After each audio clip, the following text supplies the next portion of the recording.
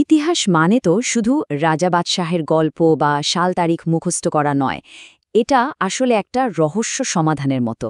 তো আজকের এই আলোচনায় আমরা ঠিক এটাই দেখব, কিভাবে আমরা অতীতের সেই সব রহস্যের সমাধান করি। একবার ভাবুন তো, যে সময়টা চলে গেছে তা তো আর ফিরে আসবে না। সেই সময়ের সাক্ষী যারা ছিলেন তারাও আজ নীরব। তাহলে প্রশ্নটা হলো, আমরা কিভাবে সেই সুদূর অতীতের রহস্যগুলো সমাধান করি? সত্যি বলতে ইতিহাসবিদদের কাজটা অনেকটা গোয়েন্দাদের মতোই। আর এটাই কিন্তু ইতিহাসের সবচেয়ে বড় চ্যালেঞ্জ, আর সবচেয়ে রোমাঞ্চকর দিকও বটে।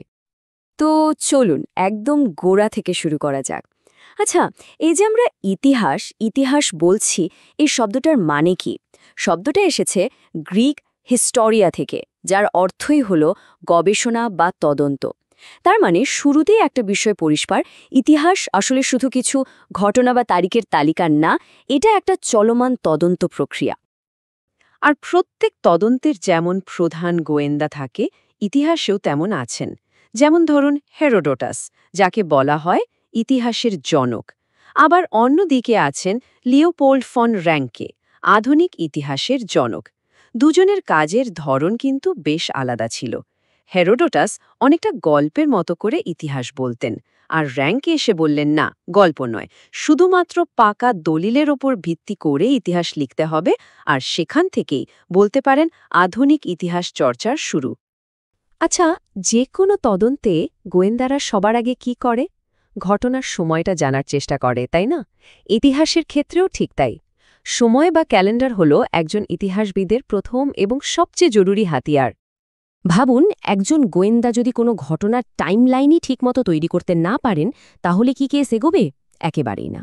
ইতিহাসবিদদের জন্য ব্যাপারটা একই রকম। কোনো ঘটনা কখন ঘটল তার একটা সঠিক সময়ক্রম বা টাইমলাইন তৈরি করাটা হলো প্রথম কাজ। এটা ছাড়া বাকি সব তথ্যই কিন্তু অর্থহীন হয়ে পড়ে। বিশ্বজুড়ে সময় মাপার সবচেয়ে পরিচিত যে পদ্ধতি, সেটা হলো বিসি আর এডি। বিসি মানে বিফোর ক্রাইস্ট, অর্থাৎ খ্রিস্টপূর্ব, আর এডি মানে অ্যান্নো ডমিনি, মানে খ্রিস্টাব্দ। এই যে 0 বছরকে মাঝখানে রেখে সময়ের হিসাব, এটা আমাদের প্রাচীন ঘটনাগুলোকে একটা নির্দিষ্ট ছকে ফেলতে অনেক সাহায্য করে। কিন্তু প্রশ্ন হল, সব সভ্যতা কি এই একই ক্যালেন্ডার মেনে চলত? উত্তরটা হল না। যেমন ধরুন প্রাচীন ভারতের কথা। এখানে বিক্রমাব্দ, শকাব্দ বা গুপ্তাব্দের মতো নিজস্ব ক্যালেন্ডার চালু ছিল। মানে এক একটা বড় ঘটনা বা কোনো বিখ্যাত শাসকের সময় থেকে নতুন করে বছরের হিসাব শুরু হতো। বেশ, তাহলে টাইমলাইন তো মোটামুটি বোঝা গেল। এবার গোয়েন্দার মতো করে আমাদের এগোতে হবে প্রমাণের দিকে। আর প্রমাণের খোঁজে আমরা সবার আগে দেখব দেশীয় লিখিত রেকর্ডগুলো, মানে আমাদের নিজেদের লেখা নথি। ইতিহাসের প্রমাণগুলোকে আমরা মোটা দাগে 2 ভাগে ভাগ করতে পারি। এক হলো সাহিত্যিক উৎস, মানে যা কিছু লেখা হয়েছে, আর 2 হলো প্রত্নতাত্ত্বিক উৎস, মানে মাটি খুঁড়ে যা পাওয়া যায়। দুটোই ভীষণ জরুরি। তবে আজকের এই তদন্তে আমরা আমাদের ফোকাস রাখব মূলত সাহিত্যিক প্রমাণের ওপর। তাহলে আমাদের কেস ফাইলের প্রথম প্রমাণ বা এক্সিবিট এ হল ব্রাহ্মণ্য বা হিন্দু ধর্মগ্রন্থগুলো। এগুলোকে শুধু ধর্মীয় বই ভাবলে কিন্তু বিরাট ভুল হবে। এগুলো আসলে ইতিহাসের এক অমূল্য ভাণ্ডার। তো এই গ্রন্থগুলো থেকে আমরা কি জানতে পারি? যেমন বেদ আমাদের জানায় প্রাচীন ভারতীয় সভ্যতার সমাজ, অর্থনীতি আর ধর্মীয় জীবন কেমন ছিল। রামায়ণ বা মহাভারতের মতো মহাকাব্যগুলো থেকে সেই সময়ের রাজনৈতিক অবস্থা, এমনকি যবন বা শকদের মতো বিদেশি গোষ্ঠীর সাথে যোগাযোগের কথাও জানা যায়। আর পুরাণগুলোতে তো রয়েছে প্রাচীন রাজবংশগুলোর পুরো বংশলতিকা আর তাদের নানান কাহিনী। আচ্ছা, এবার আমাদের তদন্তের পরের ধাপে যাওয়া যাক। এক্সিবিট বি হল বৌদ্ধ এবং জৈন ধর্মগ্রন্থ। হিন্দু ধর্মগ্রন্থের মতোই এগুলো ইতিহাসের অত্যন্ত গুরুত্বপূর্ণ সাক্ষী। এর মধ্যে সবচেয়ে গুরুত্বপূর্ণ একটা উদাহরণ হল ত্রিপিটক, যা বৌদ্ধদের প্রাচীনতম এবং প্রধান ধর্মগ্রন্থ। এই বইগুলো কিন্তু শুধু ধর্মের কথা বলে না, এগুলো সেই সময়ের সমাজ আর অর্থনীতি কেমন ছিল তারও একটা পরিষ্কার ছবি আমাদের সামনে তুলে ধরে। তো এই বইগুলো থেকে কি কি সূত্র পাওয়া যায়? দেখুন, ত্রিপিটক থেকে আমরা বুদ্ধ মঠের নিয়মকানুন আর সেই সময়ে সামাজিক অবস্থা জানতে পারি। আবার জাতকের গল্পগুলোতে বুদ্ধের পূর্বজন্মের কাহিনীর মাধ্যমে তৎকালীন সাধারণ মানুষের জীবনযাত্রার একটা ঝলক পাওয়া যায়। একইভাবে জৈন গ্রন্থগুলো থেকে মহাবীরের জীবন এবং সেই সময়কার নিয়মকানুন সম্পর্কে অনেক তথ্য মেলে। একটা সময় পর্যন্ত আমরা যা দেখলাম তার বেশিরভাগই ধর্মীয় গ্রন্থ, কিন্তু সময়ের সাথে সাথে ধর্মনিরপেক্ষ বা সেকুলার লেখারও চল শুরু হয়।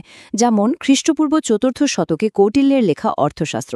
এটা কোনো ধর্মগ্রন্থ নয়, এটা হলো প্রশাসন আর সমাজনীতি নিয়ে একটা আস্তব বই। এর অনেক পরে দ্বাদশ শতকে কলহনের লেখা রাজতরঙ্গিনীকে তো আধুনিক অর্থে প্রথম ইতিহাস বইই বলা হয়। এছাড়াও হর্ষচরিতের মতো বইগুলো ছিল রাজাদের জীবনে, যদিও সেগুলোতে রাজাদের গুণগান একটু বাড়িয়েই বলা হতো। যে কোনো তদন্তে শুধু স্থানীয় সাক্ষীর কথা শুনলে কি চলে? চলে না। বাইরের লোকের দৃষ্টিকোণও খুব জরুরি। ইতিহাসেও ঠিক তাই। এবার চলুন দেখি সেই সময়ের বিদেশি সাক্ষী মানে পর্যটক বা রাষ্ট্রদূতরা কি বলে গেছেন।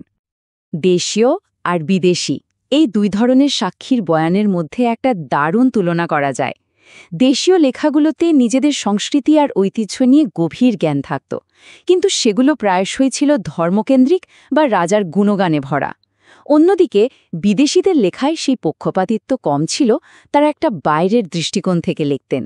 কিন্তু সমস্যা হলো অনেক সময় তারা স্থানীয় রীতিনীতি ঠিকমতো বুঝতেন না, ফলে তাদের লেখায় কিছু ভুল বোঝাবুঝিও থেকে যেত। তাহলে কারা ছিলেন এই বিদেশি সাক্ষীরা? তালিকায় আছেন গ্রিক লেখক যেমন হেরোডোটাস বা মেঘাস্থিনেস, আছেন রোমান লেখক যেমন প্লিনি, আর অবশ্যই চীনা এবং আরব পর্যটকদের কথা তো বলতেই হয়।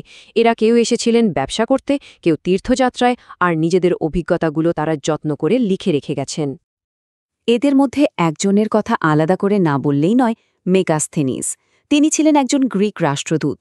তার লেখা ইন্ডিকা বইটাকে প্রাচীন ভারতের ওপর লেখা সবচেয়ে বিখ্যাত বিদেশি বিবরণগুলোর একটা বলে ধরা হয়। দুঃখের বিষয় হলো আসল বইটা আজ আর পাওয়া যায় না, কিন্তু সৌভাগ্যবশত অন্য লেখকরা তাদের বইতে ইন্ডিকা থেকে এত উদ্ধৃতি দিয়েছেন যে সেখান থেকেই আমরা এর বিষয়বস্তু সম্পর্কে একটা ভালো ধারণা পাই। তাহলে আমরা দেশীয় এবং বিদেশি দুই ধরনের প্রমাণই দেখলাম। ইতিহাসবিদরা এই সব টুকরো টুকরো সূত্রকে একসাথে জুড়ে অতীতের একটা ছবি তৈরি করার চেষ্টা করেন। কিন্তু প্রশ্ন হল, এই তদন্ত কি আদৌ কখনো শেষ হয়? উত্তরটা হলো না, কারণ একজন ভালো গোয়েন্দা যেমন কখনো একজন সাক্ষীর কথায় মামলা শেষ করে দেন না, একজন ভালো ইতিহাসবিদও তেমনি একটা মাত্র সূত্রের ওপর ভরসা করেন না। তাদের কাজ হল সব প্রমাণকে দেশীয়, বিদেশি, সাহিত্যিক, প্রত্নতাত্ত্বিক একসাথে মিলিয়ে দেখা, যাচাই করা। আসল লক্ষ্যটা হল এই যে এতগুলো আলাদা আলাদা রঙের সুতো, এই সব সূত্র আর সাক্ষ্যকে একসাথে বুনে অতীতের একটা নির্ভরযোগ্য গল্প তৈরি করা। বিখ্যাত ইতিহাসবিদ E.H. কারের একটা কথা আছে, ইতিহাস হল অতীত আর বর্তমানের মধ্যে একটা অফুরন্ত সংলাপ। কথাটা কিন্তু খুব গভীর। এর মানে হলো ইতিহাস কোনোদিনও শেষ হয় না। যখনই কোনো নতুন প্রমাণ সামনে আসে বা আমাদের দেখার ভঙ্গি বদলায়, তখনই অতীতের সাথে আমাদের এই সংলাপটাও বদলে যায়। ইতিহাস নতুন করে লেখা হয়। সুতরাং এই তদন্ত চলতেই থাকে, প্রতিনিয়ত নতুন নতুন সূত্র আবিষ্কৃত হচ্ছে আর পুরনো অনেক ধারণাকে চ্যালেঞ্জ করা হচ্ছে। তাই শেষ প্রশ্নটা এটাই, কে জানে পরবর্তী সূত্রটা হয়তো অতীতের এমন কোনো রহস্যের দরজা খুলে দেবে যা আমরা কোনোদিন কল্পনাও করিনি। তদন্ত চলবে।